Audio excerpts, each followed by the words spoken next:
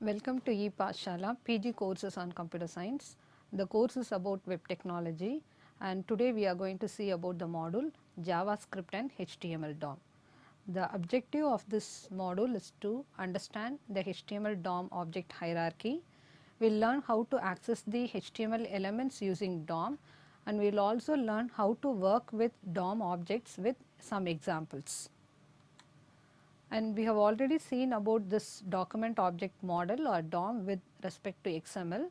We know that this DOM is a W3C standard and it is a standard for accessing any documents. It can be HTML document or XML document. So, this W3C DOM is a platform or it is also called as a language neutral interface. It is useful to dynamically access and update the content, structure or style of any document. This W3C DOM is separated into three different parts. One is the core DOM, which is a standard model for all document types, and we have already seen about XML DOM. It is a standard model for XML documents, and there is another DOM called HTML DOM, which is a standard model for all HTML documents. And now we will see that DOM has been created for JavaScript in an earlier version, which is called as the legacy DOM. It is actually well supported by all browsers, but it allows access only to specific parts or portions of the document. Say we can access forms, form elements, images and so on. Whereas W3C DOM, it is a document object model which allows access and modification to all document elements, and it becomes a standardized model by the W3C consortium. So, this model is supported by all modern web browsers. Now, this JavaScript comes in the context of DOM. This is a scripting or programming interface to access the DOM elements. DOM provides a way to describe a document in a form of a tree. So, any document can be accessed or modified or manipulated with a document object model or DOM. This DOM is an object oriented model that describes how all elements in an HTML page are arranged. So, we can view or describe any HTML element in a document, web document in the form of a tree hierarchy. And now this DOM is used to locate any object in our HTML page. But in order to locate any element in our HTML page, that element should have a unique address. So, this DOM would be helpful to identify the different elements in a HTML document. It arranges all the elements in the form of a tree structure. As we have seen with the XML DOM, this HTML DOM also says that any HTML document and all the elements that appears in the HTML document can be viewed in the form of a tree. Now, we know that this DOM describes a window where our document has been opened as also an object.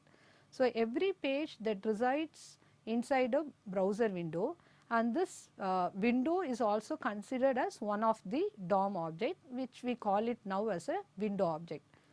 And this HTML page or a web page that appears on a window is also now called as a document object with respect to DOM. And any of the elements that appears in the HTML document would also be now considered as objects with respect to DOM. So, this document object has various properties that refers to other objects which allows access and which allows also modifications to the document content. Now, we can see there is a hierarchy how this DOM identifies every objects of a document that is displayed on a web browser. Now, we know that this window is also an object, that is the first object that has to be created when a document has been displayed on a browser window. So, this window is one of the object in a DOM hierarchy, and then inside a window a document has been opened. This document is also now considered as an object, and in a window you can open many documents. So, we can say there can be many frames in a browser window. So, frame is also one of the important object in a window, and location is another object that can that would be considered in a window, and we make a navigation among the pages. We go forward or backward with web pages. So, there is an object called history object that maintains the list of all the web pages we have been visited, and within a document, as I told you, there are other HTML elements. Anchor is an element that can appear in a document, that is also an object, one of an object considered within a document object. And within a document you can have many images, that is another object called image. And within a document there can be many forms, it is called as a form object. And you can have links created as HTML elements in a document, that is called as a link object. And when you consider a form, in a form you have several other form elements. So, the form elements can be a button, or it can be a text area, or it can be a text field, or it can be a submit button, or it can be a checkbox, or it can be a radio button, or it can be a reset button.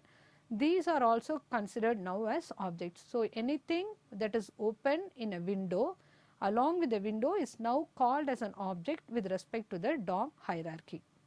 So, coming to HTML DOM, it is a standard object model, and it also provides programming interface to access the HTML document. So, here the HTML elements are now called as objects, and each of these elements, HTML elements, may have properties, and we have methods to access the properties of all the HTML elements, and we can write events, or we can have events for all the HTML elements. So, this HTML DOM will guide us to get, change or add or delete any of the HTML elements in a document. And JavaScript comes in the context of HTML DOM. So, the programming interface to access the DOM element is provided by JavaScript. So, the actions or the events would be written as a JavaScript code which would be embedded in a HTML document. So, this HTML DOM can be accessed with JavaScript and with other programming languages also, but in this module we will see how we use JavaScript to access the HTML DOM elements. And in the DOM we know that all the HTML elements are defined as objects. The programming interface defines the properties and methods of each object. Methods we normally call as actions which you want to perform on any HTML element, and the properties or the values of HTML elements which we can set or change. And once we know that how the elements or how a document are arranged in the form of a DOM hierarchy or a tree hierarchy, we now want to refer to any of the objects in the DOM hierarchy. So, the objects can be referred or referenced using their ID or name. So, if you want to use an ID or name, the name or ID should be unique in the hierarchy, or it can be referenced, the objects can be referenced using their numerical position in the hierarchy. Say the array index. We know that we can have more than one form in a HTML document, and we can have more than one image in a HTML document. We can create n number of anchor tags within a HTML document. So, these are all actually called or stored or defined as an array.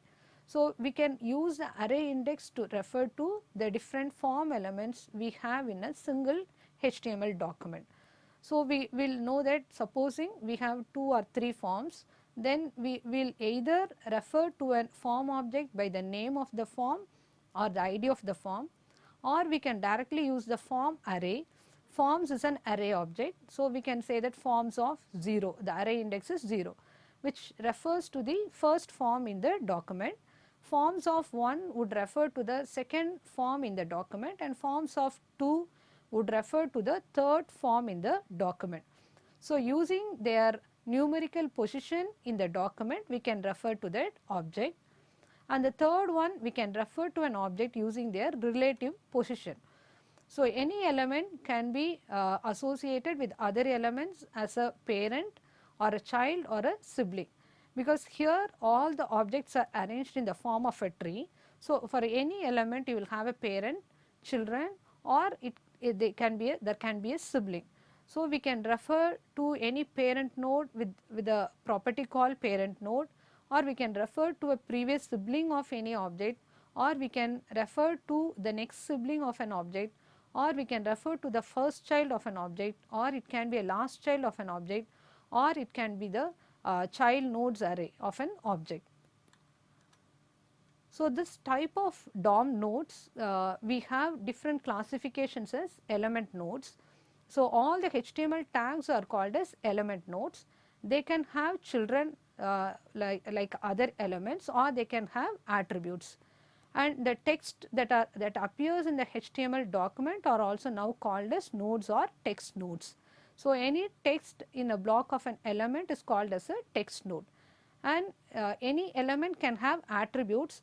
Those nodes are called as attribute nodes. So, this attribute will come, the attribute in any element would appear as an attribute name of the attribute with its value. So, this attribute name, they can be children of any element node, but they cannot have children or attributes, and they are not actually shown when drawing the DOM tree. Now, how do we traverse the DOM tree?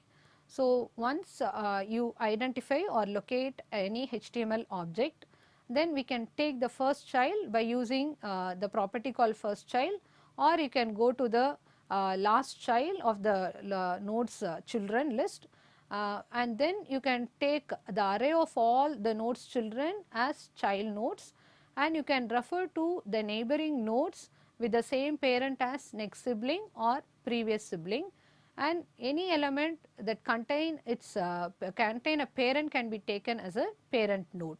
So, in this way you can traverse the DOM tree. So, once the elements are arranged in a tree hierarchy, you can traverse the entire DOM tree from an object by referring to its first child or last child, or a list of all the child nodes, or it can be a next sibling or a previous sibling, or you can even take the parent of a node. Now, how do we access the HTML elements? All HTML elements are accessed through the document object. So, as I have already told, window is an object in the DOM hierarchy, document is also an object in the DOM hierarchy. The next object after the window is the document object. So, using this document object, you can access any of the HTML elements that appear within the HTML document. So, this document itself is automatically created when you load the document in a web browser. So, there are several ways to access a specific element in the document. So, either you can use paths in the DOM tree to access an element, or you can retrieve any element by using their tag name, or you can retrieve any element by using their ID. Normally, you will come across these methods, which we have already seen when we were studying about the XML DOM. So, we have methods like get elements by tag name and get elements by name to access any of the descendant nodes from a DOM object. Now, we will see how do we access elements by paths. Now, here you can see that there is an image tag, and we have a form. There is an image element, there is a form element or a form object. You call it now as a form object. There are three text fields, two text fields, and a reset field is there. Now, we can refer to the object by using the path. So, you can say that I want to retrieve the image element. So, this image appears within the document.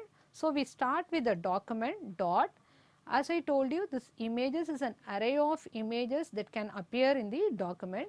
Here in this document, there is only one image. We refer to the image by images of 0. So, what do we try to do? Here we can see that this is retrieved in a variable called image, img.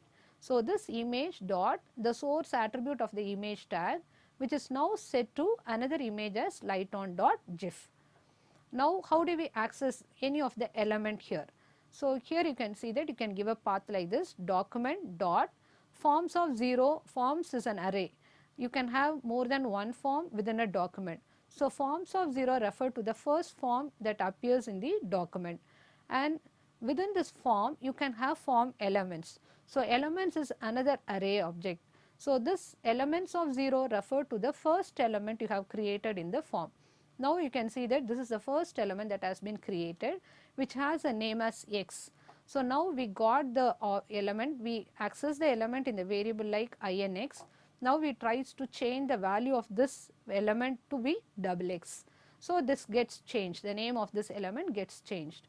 Now, the third example shows that we tries to access either by the array index or by the name of the form. Now, you can see here document dot the forms array. Instead of giving the array index, we give the name of the form. The name of the ID of the form. The ID of the form is given as form 1. So, the ID of the form is given, then the element array takes now the name of the element. So, this is another way you can access an element by giving paths in the document. Then how do we access elements by tags? So, we know that every element that appears has a tag name. So, here you can see that there is a method called get elements by tag name. We tries to access this method from the document object. So, document dot get elements by tag name, the name of the tag is given as span tag. So, here you can see that it's actually there appears two span elements here. Example is within the span and this one is within another span element. So, this variable spans retrieves the list of all span tags. Now, you can refer it is now an array. So, spans of 0 it refers to the first one and spans of 1 refers to the second one.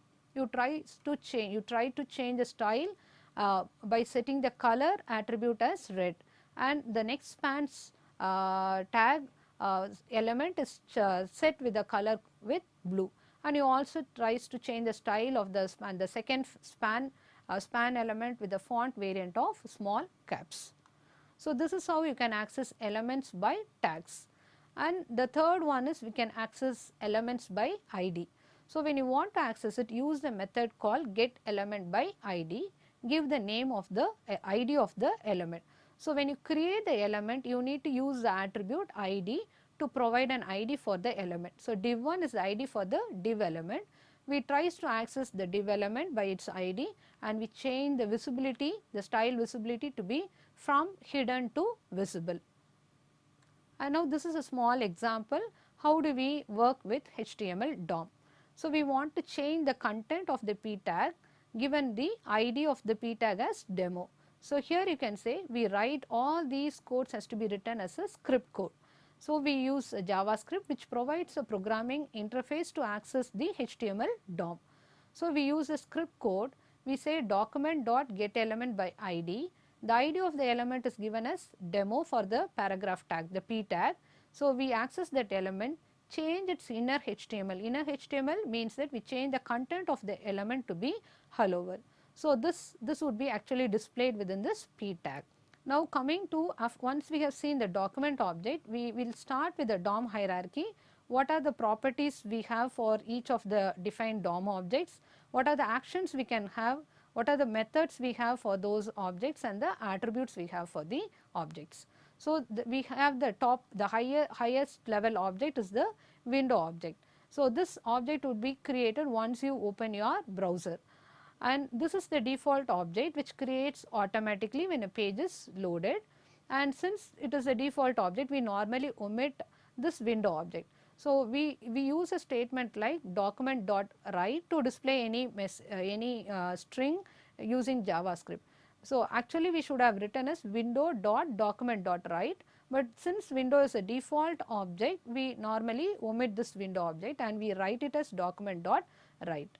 So, we will see this window object includes several properties and methods by which you can manipulate the web page. So, the properties define, some of the properties has been listed here. The property for a window object, one of the properties is a length which says that how many the number of frames you have in the window, and the name is a string value that that shows displays or that contains the name of a window, and the parent is a string value that contains the name of the parent window, and status is a string value that represents what you have in the status bar, the text value what you have in the status bar. So, these are the properties which is described for a window object. And the methods for the window object is given as the alert. The alert, we have seen the pop-up box or the dialog box and alert box, which is actually a method, one of the method of a window object. Instead of using window.alert, we directly use an alert dialog box, alert method. It is a method defined for the window object. And then we can open a window or close a window using this open method, or and close a window using the close method. And we can set a timeout for the window, which will which will execute an expression after the elapse of the interval time. Now the attributes for the window object has been given, some of the attributes given here. The toolbar, this would create the standard toolbar for the window. And location, you can create a location entry field. We can create standard directory or buttons. We can create a status bar, we can create a menu bar at the top of the window, and using this attribute we can create scroll bars when the window exceeds the window size. And some of the attributes, the other attributes are resizable. This enables the user to resize the window. We can specify the width for a window or the height for a window. So when you open a new window, we can specify the width and height. We can resize the window using the attribute called resizable. So these are the attributes with which you can manipulate the window object. Now this is a small example with the methods what we have seen now. Here you can see there is a function as a JavaScript function called open window, and we tries to open a new window of width 100 and height 100. And using the function, using the method called focus, we bring the focus to that window. Focus is we put our mouse or the key would appear in the key to type the text would appear within the window. And for my function is another function which is for resizing the created window. So you say that the window once you have opened is W, this using the function called resize by, you give a new width and height by which you want to resize the window, and you tries to bring your focus, bring the key or your mouse over that window. So now you have used an event called onClick, and there is a button. The button name is create window. So you can see here it is a button name called create window. There is another button called resize window, and once you click this create window, it invokes the method called open window, which would open a new window. And when you click this button resize window, it calls the other function, the my function which you have defined, that is for resizing the window. So you are actually accessing the window object and change the attributes of the window object. Now we know that this is document is the important object in any window or frame, and this represents the web document or a page in the browser window. And some of the properties that has been listed for the document object are the background color. BG color is the property that says that represents the background color of a document, and A-link color is a string value that represents the color of active links, location that represents the current URL, and title that represents the text specified by the title tag in the document.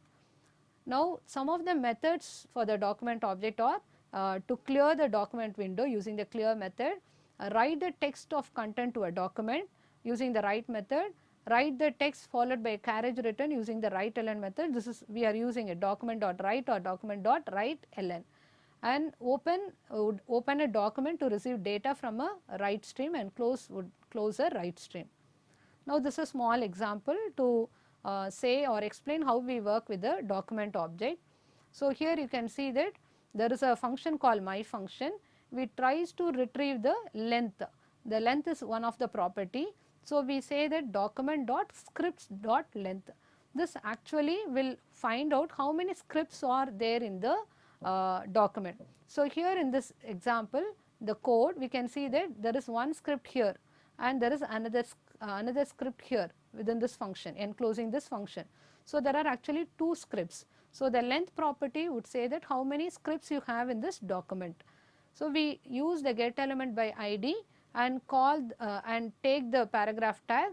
We change the content of this paragraph tag using the inner HTML property, and we tries to display the number of script elements we have in this document. Now the output is like this. When you click it, that function would be called and it says that found 2 script elements in the document. And this is another example. You are trying to access the URL property of the document. So, we say that when you click the button, here we have a button, when you click the button it calls the function my function, which tries to display the URL of the document. So, you access document.url, store it in a variable, and you tries to display it with the p tag in the HTML file. So, when you click it, it says that the URL of the document. And how to work with the history object. Each time you visit a web page and you click a back or forward button on your browser, you are accessing the history list. So, you can add, similarly you can also add buttons or links that will allow you to move forward or backward, or you can also go many pages, either giving a negative value, you can go back to number of pages or go front to the number of pages. So, you can access, you can have a navigation to the pages using this back or forward what you are seeing in a browser. Now, this history object has a property called length, which says the number of links in the history object, and the current gives the URL of the current page, next gives the URL of the next entry in the history list, and previous gives the URL of the previous entry in the history list. And these are the methods. So, this is what, when you see a browser window you go back or forward, but now you can have your own, you can write code by which you can move backward or forward in the history list. So, use a method called back or forward to navigate to the previous page or go to the forward, and you can also use a method called go by which you can go forward or backward to the number of pages in the history list. So, this is an example which explains this. Here it tries to access the history.length. So, history.length will give the number of URLs in the history list. So, you can see that the output of this code is, so far we have accessed only one link. So, the output is displayed as 1. Now, this is another example where you tries to access the method called go. So, window.history.go -2 will actually go back 2 pages. So, you can see here once you click, it is a button, go back 2 pages back. Once you click it, it goes back 2 pages, which is the Google page we get in the output. And now we can also work with anchor objects. Anchor objects, here there is an example to display the port number of the link. So, here we have an anchor tag where you have an URL and we want to take the port number of the URL. You are accessing as document.getElementById. The name of the anchor is my anchor. The ID of the anchor is my anchor dot port. So, this is a property of the anchor object by which you access the port of the URL, port number in the URL. So, you can see that 4097 is the port number given in the URL. And how do we work with forms? Form is another object or property of the document object, and every form elements are also defined as objects. And the browser creates a unique form object for each form that appears in the document. So, you can access using document.form1 if the name of the form is form1 or the ID of the form is form1. And these are the elements any HTML DOM would identify in a document. So, the elements in an HTML form would be any of like this text field, text area, or and so many of the input elements. So, how do we work with forms? This is an example to show that how do we access the images. So, document.images.length, here in this example we have 3 images. So, images.length would give you the number of image elements that appears in the document. So, it displays as 3 images. So, now what we have seen so far is we have discussed about how the HTML DOM hierarchy has been built, and we have explained that how to access the HTML elements using DOM, and we have also seen that how to work with the DOM objects using JavaScript. Thank you.